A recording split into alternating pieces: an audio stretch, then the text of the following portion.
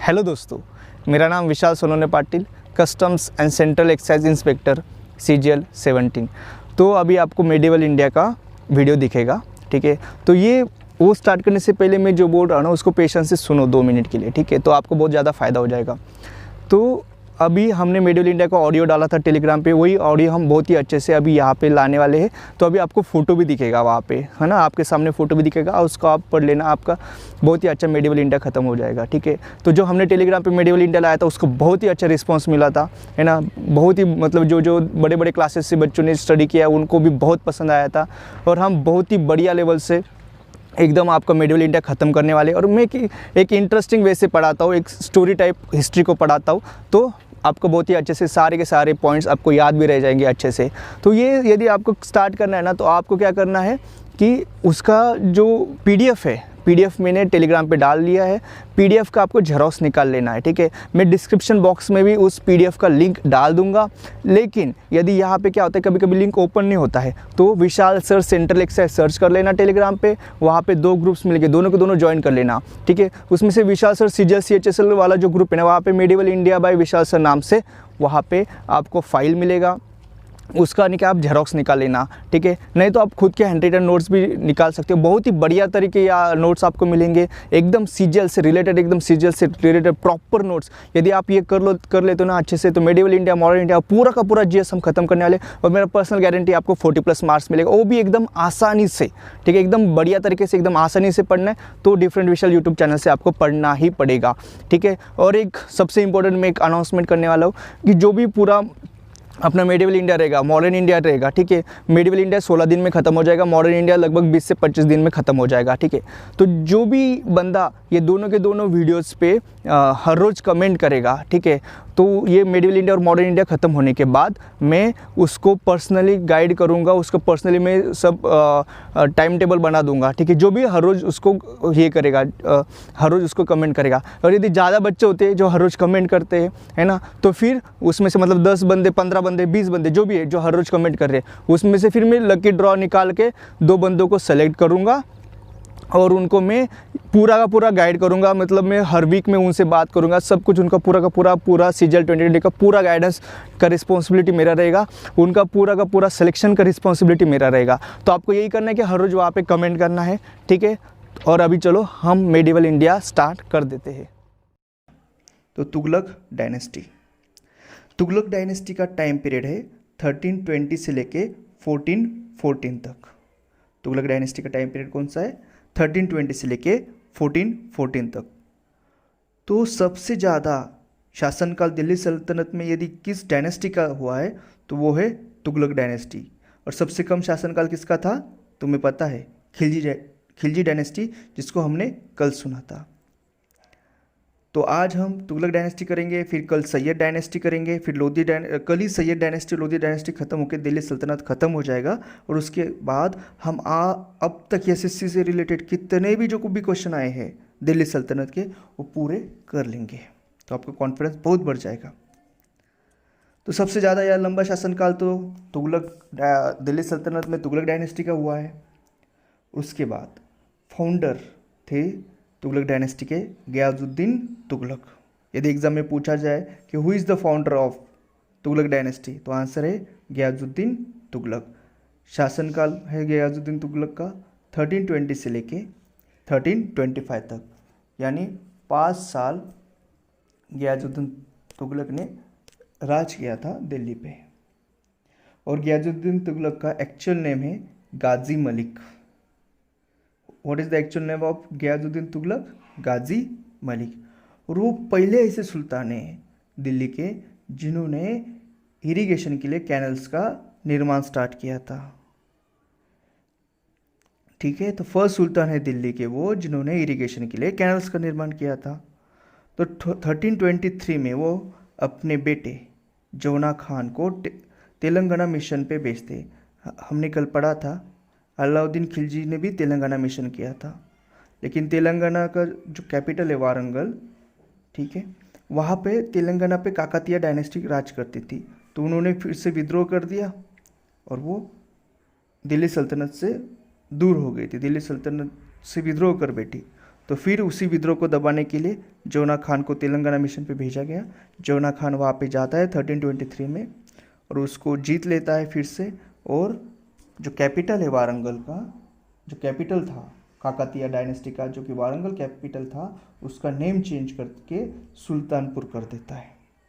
और इसी जौना खान को एक टाइटल दिया गया है, कौन सा? उल्ग खान, जो कि बलबन को भी दिया गया था, आपको याद है। जौना खान को क्या टाइटल है? उल्ग खान।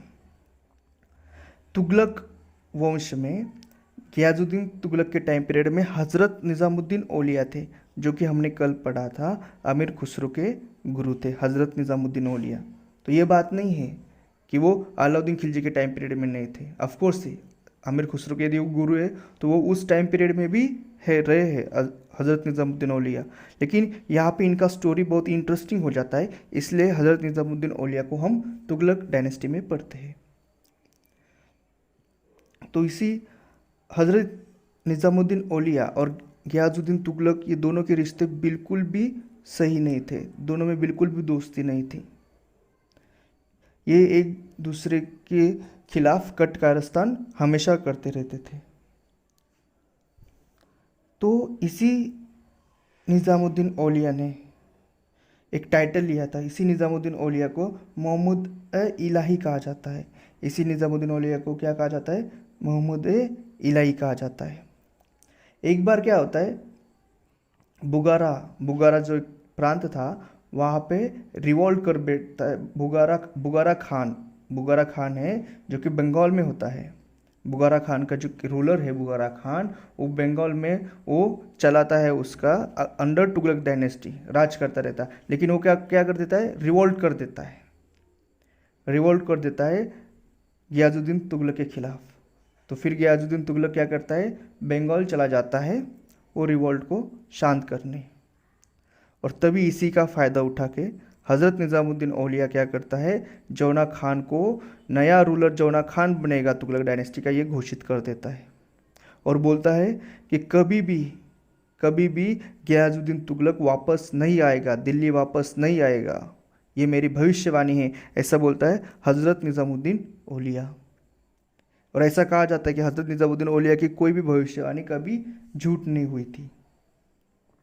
तो जैसे ही ये बात गियाजुद्दीन तुगलक को पता चलती, जो कि अभी बंगाल में है, तो वो हज़रत निज़ामुद्दीन औलिया को एक संदेश भेजता है।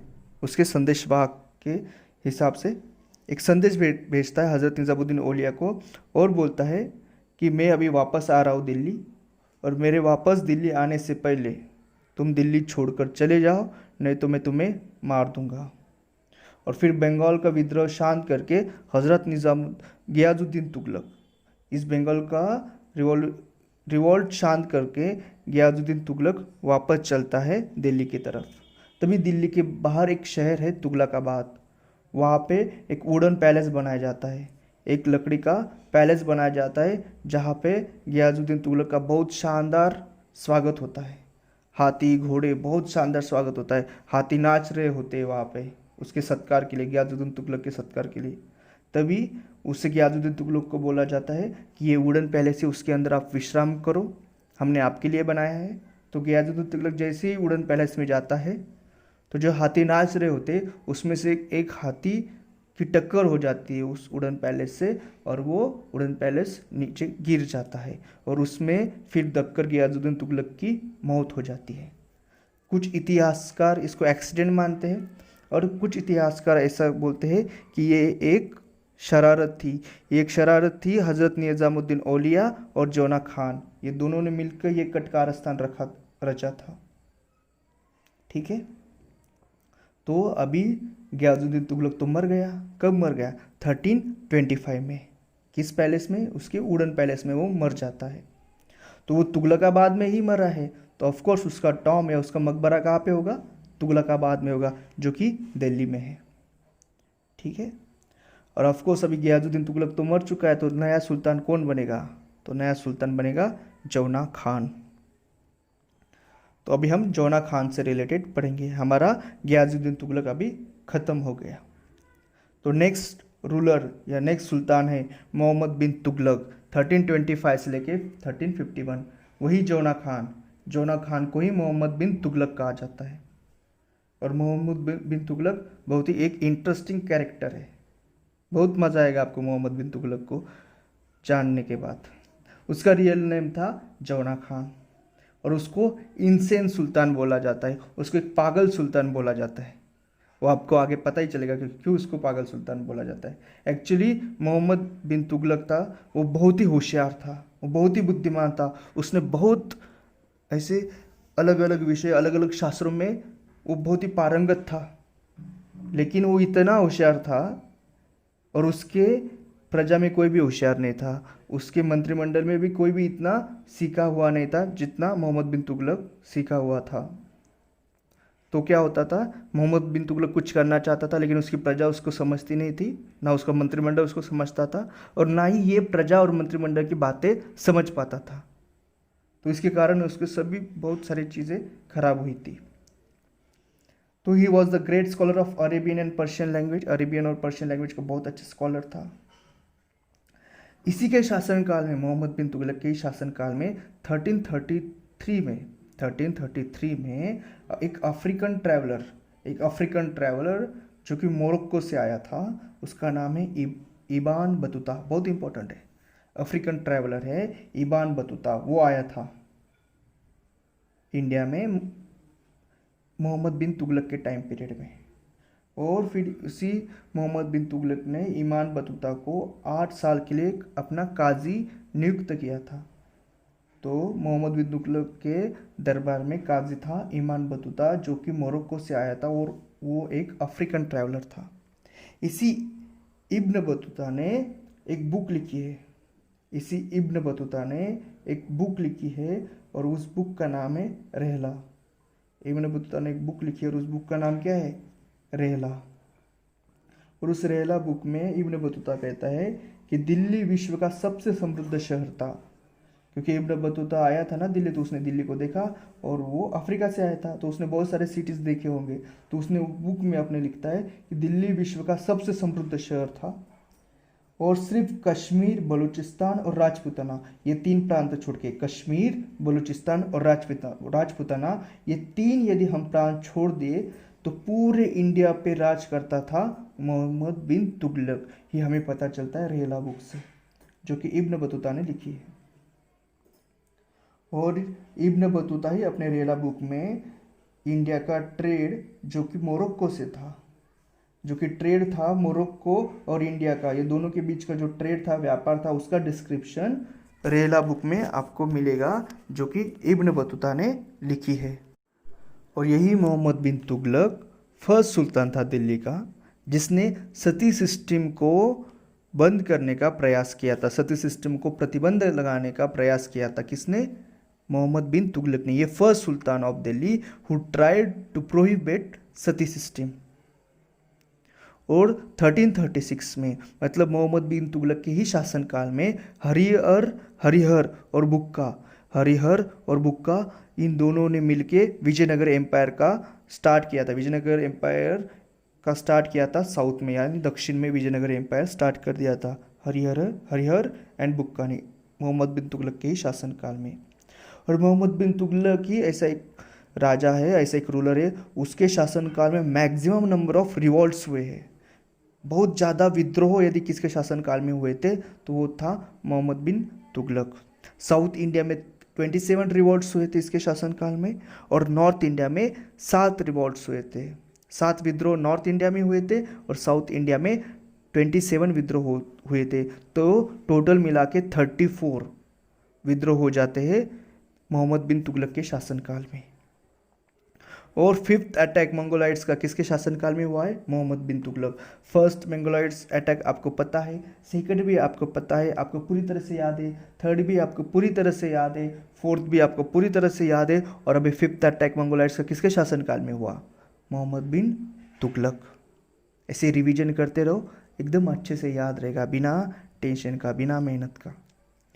अभी उसने जो गलतियाँ की थी, जो 5 गलतियाँ की है मोहम्मद बिन तुगलक के, और इसी 5 गलतियों के कारण उसको पागल सुल्तान कहा जाता है। और ये 5 गलतियाँ हम अब देखेंगे मोहम्मद बिन तुगलक ने जो 5 गलतियाँ की है। मोहम्मद बिन तुगलक ने सबसे पहली गलती की थी कि उसने उसका कैपिटल या राजधानी दिल्ली से देवगिरी लाई थी, जो कि महाराष्ट्र में है। उसने उसका कैपिटल दिल्ली से लेके देवगिरी लाई थी, जो कि महाराष्ट्र में है। लेकिन यहाँ पे वो जैसे एक तो इतना दूर है, तो तब ज़्यादा ये भी नहीं थे, न बसेस थे न कुछ था, है ना। तो उसके वजह से उसकी सेना और उसकी प्रजा जब इधर आती है तो बीच में बहुत सारे लोग मारे गए थे, क्योंकि इतना ज़्यादा ट्रैवल करना पड़ा था उनको पैदल चल के, तो मर जाते। फिर यहाँ पे कैसे वो आता है, फिर देवगिरी में भी उसको कुछ अच्छा रिस्पांस नहीं मिलता है, वो अच्छा शासन नहीं कर पाता है, तो वो सोचता है कि अपना दिल्ली ही अच्छा था, तो फिर वो वापस दिल्ली चला जाता है, क्योंकि दिल्ली में भी फिर अटैक होने की संभावना बढ़ जाती है नॉर्थ इंडिया से, वो साइड से उसकी रिवॉल्ट भी होने लगती है, तो वो वापस चला जाता है देवगिरी। और फिर वापस जाते वक्त उसकी प्रजा के जो बहुत सारे लोग मर जाते हैं, बहुत थक जाते हैं, तो इसलिए उसका जो कैपिटल शिफ्टिंग का जो पॉइंट था दिल्ली से देवगिरी आने का, वो एक फेलियर माना जाता है बहुत बड़ा। और देवगिरी को ही आज के दिन में दौलताबाद बोला जाता है। उसका सेकंड फेलियर था खुरासान अभियान। खुरासान अभियान की विफलता।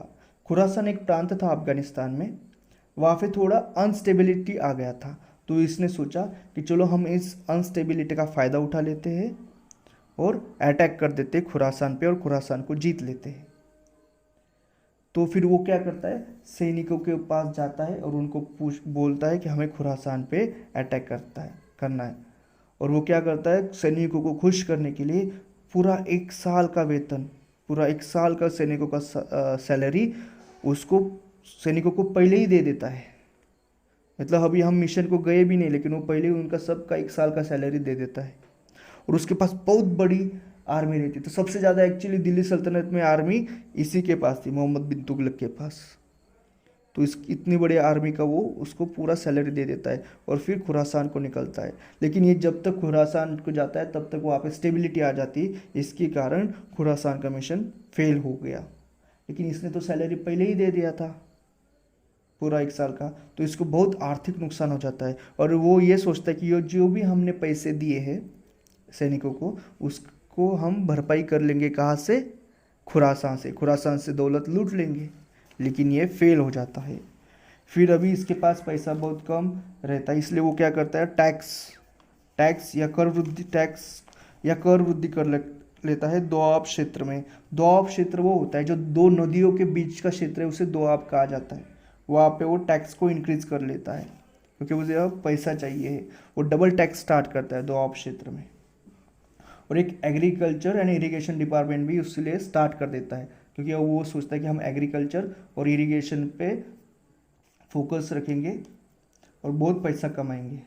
और उसी एग्रीकल्चर और इरिगेशन डिपार्टमेंट को क्या बोला जाता है, दीवान ए कोही बोला जाता है। तो ऐसे वो करता है। लेकिन होता ये है कि उस साल अच्छी तरह से फसल भी नहीं आती, और फिर उसके जो प्रजा होती है उसको टैक्स भी नहीं दे पाती, तो अभी उसका फिर से एक बार लॉस हो गया। तो उसके पास अभी बहुत कम पैसा है, तो वो ये सोचता है कि हमें एक नई टोकन करेंसी स्टार्ट करनी चाहिए। और उसके काल में टोकन करेंसी का किस चीज़ से बनती थी, हमने पता था, इल्तुतमिश ने स्टार्ट किया था, टंका किया था ना स्टार्ट, जो कि किसका था, सिल्वर का था। तो अभी सिल्वर भी कम होने लगा है, तो वो सोचता है कि चलो अभी कोई नई टोकन करेंसी लाते, सिल्वर कॉइन्स जो है जो कि टंका है उसको अभी डिमोनेटाइज कर लेते। जैसे नरेंद्र मोदी जी ने डिमोनेटाइजेशन किया था कुछ साल पहले, वैसे ही मोहम्मद बिन तुगलक डिमोनेटाइजेशन कर लेता है टंका का, और बोलता है जिसके पास टंका है उसको वापस कर देना है हमें, और अभी टंका नहीं चलेगा। जैसे कि मोदी जी ने बोला था कि जिसके पास भी 500 रुपये या 1000 रुपये की नोट से वो वापस बैंक में दे देंगे। सेम चीज़ मोहम्मद बिन तुगलक ने भी किया था। और उसने जो उसके बाद जो जीतल के जो कॉइन्स थे, हमने पढ़ा था ना, जीतल के तांबे के कॉइन्स थी जो कि जीतल कहा जाता है, जीतल के कॉइन और टंका की कॉइन इक्वल कर दी, ये उसने कर दिया। और उसने नए कॉइन्स मार्केट में लाए जो कि बोले जाते, वो 2 इतिहासकार का ऐसा कहना है, 2 इतिहासकारों का मतलब ऐसा कहना है, कुछ इतिहासकार ऐसा मानते कि उसने जो नए कॉइन्स लाए थे वो ब्रॉन्ज के कॉइन्स थे, और कुछ इतिहासकार ऐसे मानते हैं उसके जो नए कॉइन्स थे वो लेदर कॉइन्स थे। तो इसने ब्रॉन्ज कॉइन्स और लेदर कॉइन्स स्टार्ट कर दिए। मतलब अभी टंका नहीं चलेगा और जीतल का वैल्यू टंका के इक्वल आ जाएगा और वो नया कॉइन स्टार्ट करेगा, ब्रॉन्ज कॉइन्स और लेदर कॉइन्स। लेकिन अभी क्या हो जाता है, वहाँ पे जो प्रजा होती उनके सबके घर में ब्रॉन्ज के बर्तन होते थे। तो फिर प्रजा इसको समझ नहीं पाती, वो प्रजा क्या करती है, ब्रॉन्ज तो थे अपने पास, उनके पास है ना, तो वो ब्रॉन्ज के घर में, हर घर में कॉइन बनने स्टार्ट हो जाते। हर घर में हर एक आदमी कॉइन बना रहा है और अपने वो कॉइन बना के व्यवहार कर रहा है। तो और यदि लेदर भी है तो उनके पास लेदर भी था, तो वो लेदर के अपने अपने कॉइन बना रहे। तो ये बहुत बड़ा लॉस हो गया था फिर से। और यही सेम डिमोनेटाइजेशन का कंसेप्ट मोहम्मद बिन तुगलक ने किया था। तो इसलिए जो कांग्रेस है, यदि आपने देखा होगा, कांग्रेस कंपैरिजन करती थी मोदी जी का मोहम्मद बिन तुगलक के साथ। बहुत सारे कांग्रेस के नेता तब बोल रहे थे कि ये मोहम्मद बिन तुगलक की जैसे काम हो रहा है, क्योंकि मोहम्मद बिन तुगलक फेल हुआ था, इसलिए वो क्रिटिसाइज करने के लिए उस मोदी जी का कंपैरिजन मोहम्मद बिन तुगलक के साथ कर रहे थे। देन 5th पॉइंट, कराचिल अभियान की विफलता, failure of Qarachil mission. Actually Uttarakhand में कुमाऊं नाम का एक क्षेत्र है जिसको पहले कराचिल बोला जाता है। तो मोहम्मद बिन तुगलक ने क्या सोचा कि हम कराचिल पे अटैक करेंगे, कराचिल को जीत लेंगे, और कराचिल से चीन बहुत नज़दीक है, तो ऑफकोर्स कराचिल जीत लेंगे तो हम चीन भी आगे जाके जीत लेंगे और एक बड़े प्रांत पे हम शासन करेंगे। लेकिन जैसी उसकी सेना वहाँ पे जाती है, वहाँ पे कड़ाके की ठंड पड़ जाती है, तो उसके कारण वो भी उसका मिशन फेल हो जाता है। तो ऐसे पूरे 5 मिशन उसके फेल हो गए। और इसी 5 मिशन को जब हिस्टोरियंस ने इसको पढ़ा, तब हिस्टोरियंस ने उसको एक पागल सुल्तान कहा, एक इंसेंस सुल्तान कहा। तभी आगे जाके 1351 में थट्टा नाम की एक जगह है, वहाँ पे विद्रोह हो जाता है, जो कि सिंध में है थट्टा। और फिर मोहम्मद बिन तुगलक उसी विद्रोह को शांत करने के लिए थट्टा चला जाता है और उसी थट्टा में उसकी मृत्यु हो जाती है। ही डाइड इन थट्टा। और वो उसकी तबीयत जब खराब हो जाती है बहुत ज़्यादा, तो वो उसकी कज़न को यानी फिरोज शाह तुगलक को नया रूलर घोषित कर देता है। वो बोलता है कि जैसे ही मैं मर जाऊंगा तो मेरा कज़न फिरोज शाह तुगलक नया रूलर बन जाएगा तुगलक डायनेस्टी का। तो जैसे वो 1351 में मर जाता है तो फिरोज शाह तुगलक राजा बनेगा तुगलक डायनेस्टी का। तो अभी हम फिरोज शाह तुगलक पढ़ेंगे। फिरोज शाह तुगलक का शासनकाल था 1351 से लेके 1388 तक। फिरोज शाह तुगलक का शासनकाल कौन सा था? 1351 से लेके 1388 तक। और इसी फिरोज शाह तुगलक को अकबर कहा जाता है। अकबर ऑफ सल्तनत पीरियड का अकबर कहा जाता है हिस्टोरियंस के हिसाब से फिरोज शाह तुगलक को। और इसी फिरोज शाह तुगलक ने 6 सिटीज़ यानी 6 शहरों का निर्माण किया था। वो अभी हम पढ़ना है, हमें याद रखना है कौन कौन से वो 6 शहर थे या 6 सिटीज़ थी जिसका निर्माण फिरोज शाह तुगलक ने किया था। तो उसमें पहली सिटी है हिसार नाम की सिटी का उसने निर्माण किया था, जो कि फिरोज़ा नाम से जानी जाती थी। हिसार जो कि फिरोज़ा नाम से जानी जाती थी। सेकेंड उसने सिटी निर्माण की थी फतेहाबाद। सेकेंड सिटी है फतेहाबाद, जो कि उसने अपने बेटे फतेह खान के नाम पे उसने वो सिटी का निर्माण किया था। अपने बेटे का नाम दे दिया था उस सिटी को फतेहाबाद, उसका बेटा फतेह खान था। फिर उसने थर्ड सिटी बनाई फिरोजपुर। अभी वो फिरोज शाह तुगलक है तो अपने खुद के नाम से उसने फिरोजपुर एक नई सिटी बनाई फिरोजपुर। देन उसने फोर्थ सिटी बनाई फिरोज शाह कोटला खुद के ही नाम पे। तो पहली बन गई हिसार, दूसरी बन गई फतेहाबाद अपने बेटे के नाम पे, थर्ड बन गई फिरोजपुर और फोर्थ बन गई फिरोज शाह कोटला। उसके बाद उसने फिरोज़ाबाद, ये 5th सिटी का निर्माण किया फिरोज़ाबाद। इसी फिरोज़ाबाद को ग्लास सिटी ऑफ इंडिया भी बोला जाता है, यानी कांच की नगरी बोला जाता है। फिरोज़ाबाद को कांच की नगरी या ग्लास सिटी ऑफ इंडिया भी बोला जाता है। फिर उसने 6th सिटी बनाई जौनपुर। उसने सिक्स सिटी कौन सी बनाई? जौनपुर, ठीक है।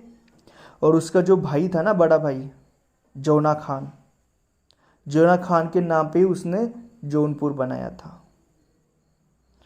और इसी जौनपुर को सिराज हिंद भी बोला जाता है। इसी जौनपुर को क्या बोला जाता है? सिराज हिंद या सिराज ऑफ ईस्ट बोला जाता है। क्यों बोला जाता है?